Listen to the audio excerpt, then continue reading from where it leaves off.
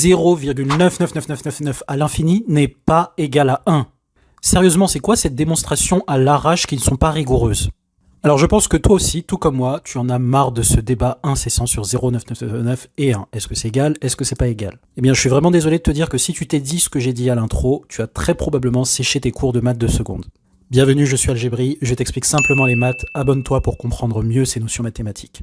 La démonstration classique pour démontrer que 0,9999 à l'infini est égal à 1 est en fait un exercice de niveau seconde. C'est une compétence qui fait partie des tout premiers chapitres vus dans l'année.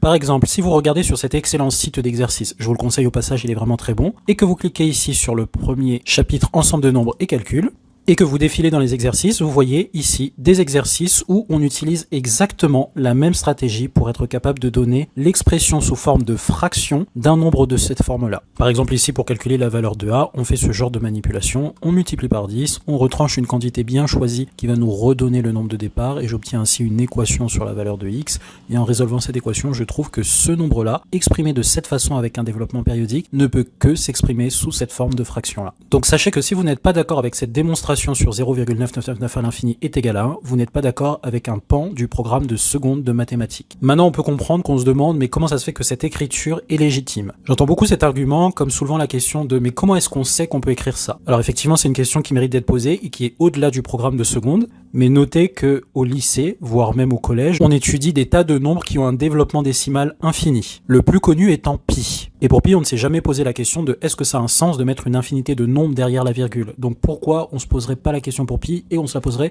pour 0,99999? Mais admettons, la question se pose, eh bien sachez que le développement décimal d'un nombre a une définition précise qui fait référence à des notions de série que l'on voit après le bac. J'ai fait la démonstration dans une autre vidéo, voire sur mon profil. Et comme indiqué dans ce document, ce qu'on appelle un développement décimal d'un réel, c'est une suite d'entiers naturels qui vérifie cette égalité avec une écriture sous forme de série. Et dans la vidéo dont je parlais juste avant, on peut démontrer que quels que soient les entiers naturels que je mets dans cette partie de la série est convergente et donc la somme de la série a bien un sens. Et donc le développement décimal infini aussi.